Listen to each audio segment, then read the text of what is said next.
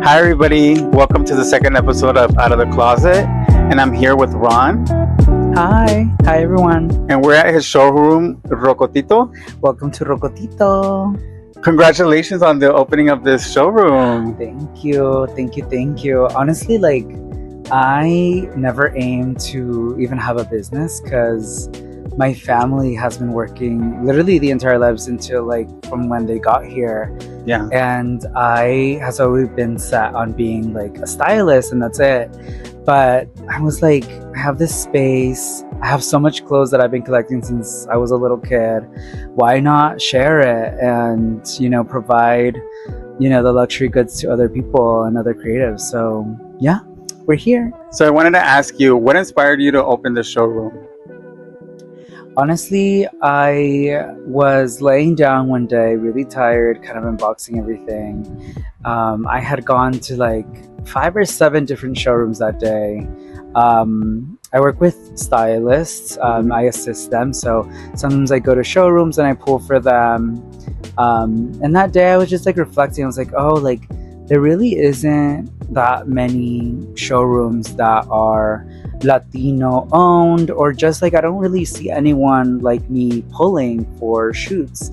And so I was here, and I was kind of over there on the floor, and I was just thinking, and I was oh my god, I have all this stuff, why don't I just open the doors to the public and let people start renting from me and using my things that I've been collecting, because I believe that as people that are just beginning, it's hard kind of to come by clothes. And when I was starting, I would put everything in a credit card. I would go to stores and would put everything in a card, and then would return everything and just pray that nothing gets damaged, because it was very expensive.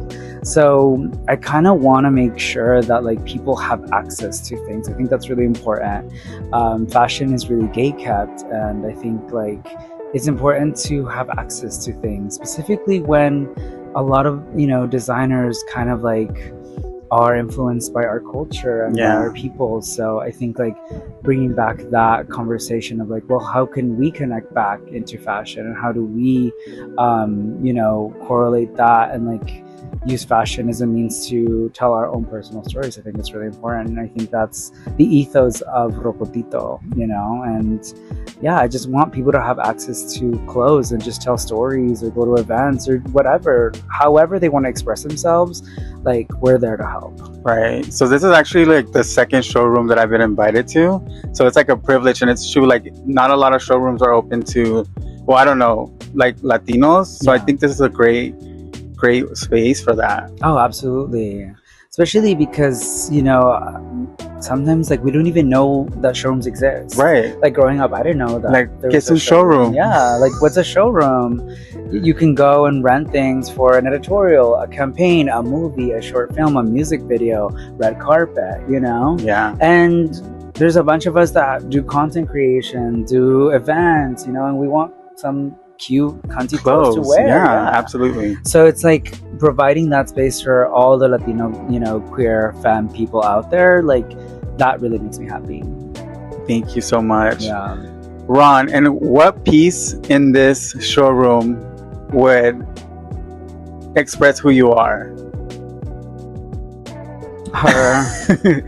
Tell me about her. Honestly, I think for me, fashion was introduced, to me seeing Alexander McQueen's first show, and that really in so much in everything that I do. And in that same time, I was discovering Lady Gaga. I remember seeing, and that was a time where Lady Gaga was wearing a lot of Alexander McQueen. Yeah, because they were really good friends. Yes. And also she was just very avant-garde and just did experimental things, and that really opened up my eyes to fashion too. And I love an extreme campy thing, I don't care. I will wear the highest thing. If That's I so can hot. touch Jesus, I will. But definitely this. I love this. I love a pleaser. I have you should show them. Pleasers, I even have size 13. you know, because everyone deserves a pleaser. Absolutely. Everyone. Correct. Put a pleaser on. It'll make you happy. Trust. Okay, so Ron, what makes this showroom different from other showrooms? So most showrooms are very expensive to rent out. They're not really loans, specifically within the vintage archival community. So loans, what loans mean is basically like they give you something for free, but with an exchange of something like, you know, commercial. So it will be printed or will be like on, you know, on editorial or like on web, in exchange. But it varies. So for me, at least, like I wanted to make it accessible. How do we make it accessible? We make it affordable. So I want to kind of provide, you know, 8 pieces for 180, which is not really heard of in the showrooms scenes, because things are expensive. People have bills to pay, which I understand. But I also have to like see, well, what is the upside of that? Like, who are we, you know, who is our market? And for me, it's like people that are just beginning, you know, like I want creatives that are just beginning to have access, and that comes from affordability. Yeah, you're right. Actually, that's a really good price. Yeah. And it's 7 pieces for 72 hours, right? Yeah. Or 8 pieces? 8 pieces for 72 hours Okay. at 180. Yeah. Okay, cool. And the 72 hours is like you do the shoot, or, you know, if you're like renting on Friday, you can, you know, return on Monday. Most stylists do that. Most people do that. But also, like, you know, having a conversation, what's it for? We can always work something out. You know, because it's sometimes maybe it's for a red carpet or maybe it's for a short film. So I'm very like, you know, communicative. So if you let me know what it is, like, you know, we can always talk about it. I think this is a good time to look around and you can show us a little bit of your showroom. Yeah. Let's do that. Okay, so Ron, show me some pieces, some of your favorite pieces. Okay, so one of my favorite pieces is this Valentino silk tank, but it has like a harness to it. And actually, originally it was reversed, so the pink was outside and the black silk was inside. And I was like, wait, it should be the other way. So I had it redone, which I think, you know, like taking your wardrobe, it doesn't have to be the way it was intended. Like you can always change it up. Yeah. I also have this piece from Ashley Williams, the see-through kind of like band-aid skirt. I really like her. I haven't worn her yet, but she has been featured in an editorial. So I really like her. That's really pretty. Yeah. Ashley Williams is a London, UK designer. I also really love this Andy Millimeter skirt that I got from Pechuga Vintage. Also, shout out to Pechuga Vintage. Shout out Jonathan Valencia. That is Nada. Honestly, like a lot of my career and just this, you know, this entire space and this journey without Jonathan Valencia, like, I don't know, it wouldn't be possible. I bought this from Pechuga Vintage and now it's at Rocotito. So one of my favorite pieces that he has, I can show you. It's this really beautiful long skirt.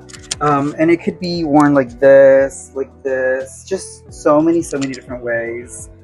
Yeah, one of my favorite pieces. I've honestly used it so many times in so many different tutorials. I was looking at this piece. I want you to show this piece. Which one? I love this shirt.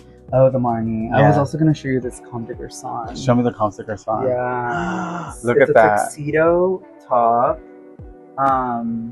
But, you know, kind of flipping it. Yeah. Usually a suit you have to, you know, cover. With this is kind of showing everything. And also you can scrunch it and like make That's it so uniquely hot. your own. Yeah. I also have this helmet line skirt. I love an ombre effect, and I love that it kind of seems like a little like wave of smoke. Yeah. It's interesting. Let's see, then we come over here. So let's get into some purses, because you know I love me a cunty purse. Me too. So this one right here, my friend Justin Moreno, he lives in SF. He also designs clothes. Actually, there's some clothes behind you there that he let me borrow for a shoot. He customized this bag for me.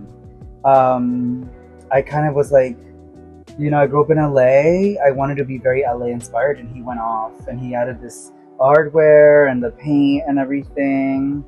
One of my favorites from Mr. Justin.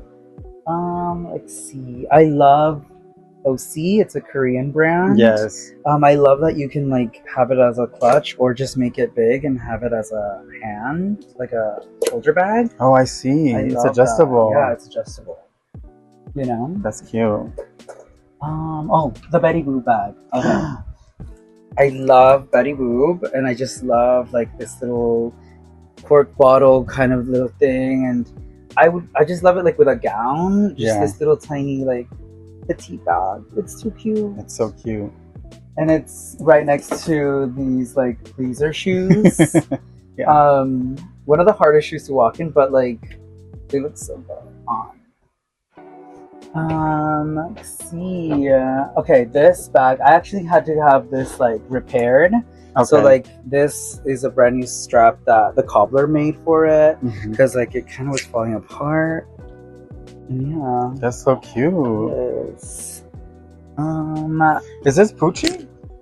No, this is actually like a little like case from sunglasses. Oh, it's cute. But I thought it was like the cutest little accessory. Right. So I was like, this is so, and it does kind of look like Gucci. It does, yeah.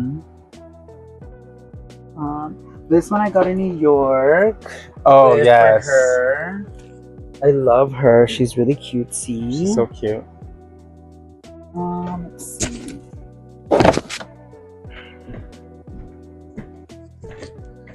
I love a Louis V puzzle bag. I love her. So cute. This is one of the latest bags that I have. It's the Fendi Peekaboo. I think it's the briefcase. Yeah, it's called the briefcase. Over time, it slouches. So the more you use it, the more it slouches. So love this bag. Very like voy a ir a trabajar. Sí, you know? like business. A working woman. Yeah. Like I mean business. Woman. Yeah. The Simone Miller shoes. I love a pop of color. They're also really comfortable. Comfy cunts, if you will. This is the monster shoe. Giuseppe Heels. Oh! I got it at the Vogue sale in New York. Wow. Yes. Love her. But I also just like got these Gianni Versace wooden heels. Again, like I love like a pleaser kind of shoe. It's one of my favorite pieces, Sandy Liang. I think it's spring summer. Yeah, spring summer 2024. I'm gonna have to try that on. Yeah. Oh wait. It's really cute, and also so the lighting. The lighting is so pretty. Like, yes. it's pink and it's so pretty. I love the lighting. Yeah, I love her. Here I have vintage dresses. Usually I like to keep them in a little bag and this little cushiony hanger. I recently just got this Betsy Johnson bridal dress that I'm obsessed with. I love how the ruching. I definitely want to see it on someone hopefully soon. Yeah. I actually have another Betsy Johnson dress here, kind of very promish. Like, you know, that's pretty. It's so pretty. Yeah, I love Betsy Johnson. Me too. I've actually met her. I met her at Nordstrom's. Oh really? Yeah. Oh my god. No, she's a quirky woman. Yeah. This side we have some more like gowns. Actually, I made this when I was in college. You made it? Yeah. Oh. It's inspired by like a Tom Ford piece that I saw. And I'm like, I can't really afford it, but let me just make it. Yeah. So yeah, with the help with my mom and another señora that helped me with the lining, yeah, I was able to make it. And it kind of fits like skin tight. Yeah. And I know your mom has a lot to do with your inspiration too, right? Yes. I mean, she sews. I wish I was as an expert as her. She actually made some of these velos here for a shoot that I had about Catholicism. And I chose the lace and she kind of like did all the bordaje, you know? See, we both grew up Pentecostal. Yeah. So I know that velo means a lot. Right, yeah. I mean, you know, that whole shoot meant so much to me because I grew up going to Pentecostal church where the ladies would wear velos because they, like, that's the only way to kind of, like, get to God, basically, you know? Right. And men don't have to wear it, just women. But I wanted to honor those women because I think like that community really stays together and like uplifts each other. And so for me, it was really important to not disrespect them, but to honor them. Yeah. That shoe will be out soon, actually. Shout out Isabella Queronina. Love you. Yes. Love you down. So Ron, who's doing it right now in fashion? Telfar. Tell me why. I first got introduced to Telfar at opening ceremony when opening ceremony was still open. I remember seeing his bags. It wasn't like popular then. It blew up way later, but I just love that he is for the people. He uplifts queer Black people like no other, and that is an inspiration to me. I mean, like in a sense, that's the ethos of Rocotito is, you know, inspiring and bringing up Latinos to their greatest potential. For me, that's all I can ask for, you know? So Telfar definitely is doing it right. Love Telfar down. I actually have one of those original bags from opening ceremony. The little red one. Yeah. The strap is a little bit shorter, right? Yes. It's shorter than the ones they're selling now. Yes. Yeah, I have one of those. Yeah, because he's been in business for a minute now. Yeah. So Ron, what rubs you the wrong way in fashion right now? Definitely gentrification of our culture. I think, at least for me, like I grew up going to estate sales, going to garage sales. My mom every weekend would go to Santa Fe Springs to a swap meet, and we would sell uniforms, and my grandma would sell like all bunch of different things. I remember growing up and seeing like different kinds of Latinos like wear the crispiest Pro Club, the most like pressed white shirts, and the cleanest Cortezes. Like, yeah, I just thought that was so cool how every single time it was so pristine and clean, and like it looked so good on. And now we're seeing it again, right? We're seeing kind of that silhouette come back, and we're seeing like that those shapes come back, but in a wider audience, which is interesting to me because, you know, like growing up, if you wore that, like the police would, you know, identify you as whatever they want to identify, you know, and it was kind of like, you know, I don't know, dangerous in a way. So seeing it come back in a white space, I think that's, I don't know, for me, it like sits, I think when Latinos do it, and, you know, like Willie, for example, in a way that it's amplifying the voices of Latino culture, like Luar too. It's beautiful to see it, you know, it's beautiful to see it explored because it is a culture and it is fashion. But I think when a white person or white spaces take that on, I think it becomes problematic because when a white person kind of puts those on, it becomes a costume, and that isn't a costume. That's someone's life, that's someone's family, that's someone's hermana, you know, tia, comadre, amiga, and that's sacred, you know. And I feel like Latinos could you know, express that and, you know, wear it different ways, but when white people do it, I don't know, it just because they could always take it off and it's not a problem, you know. So for me, I think we have to be careful of like who we're collaborating with and who we're like letting in our space, because, you know, we can just say, oh, it's just fashion, but no, it goes a long way because later on it can, you know, lead to violence in different ways. So I think, you know, being very careful about our culture and our community is so important, especially in the times that we're living in now. Okay, now a question for Miss Blonde China. What is your favorite piece? So I got a chance to look around the showroom before you guys came, and I found these Acne Studio sunglasses. Right, get into They're it. so fierce. Ooh, right?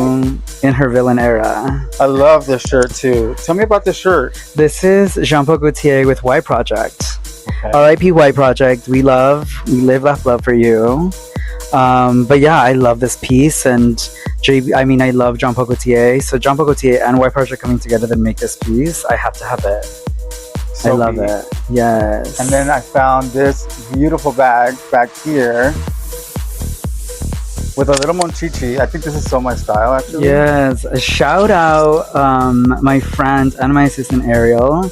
This is one of her pieces that she has in the showroom. Love. Look how beautiful. Look at the space. Yeah. I think that's what attracts me to this bag. I love a big purse with space. Right. You could go to work with it. You could go shopping with it. Right. You can make it a top. You could Literally a top. Right. Like, are you dumb? Right. This is the Dolce & Gabbana shirt. I love it. It's so cute. What do you think, Ron? I love. Right? Yes. Come on, soccer. FIFA's coming. I also like these jeans. I'm not the sample size, but they're so hot. W. V. For Vivienne Westwood. Right. I love these. I just got these.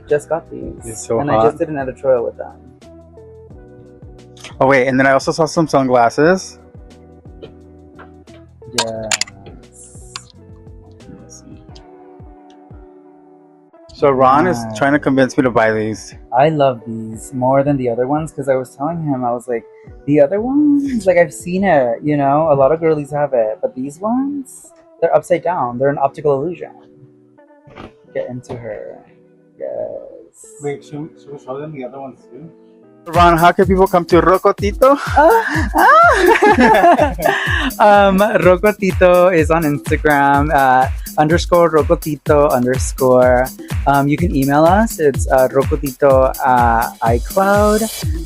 Yeah, email us. Tell me when you want to come. Just do it 1 week in advance, or like give me at least 2 or 3 days. We're a small team. Yeah. So yeah, just email and then come visit. You know, we're in Pasadena on Lake in Washington.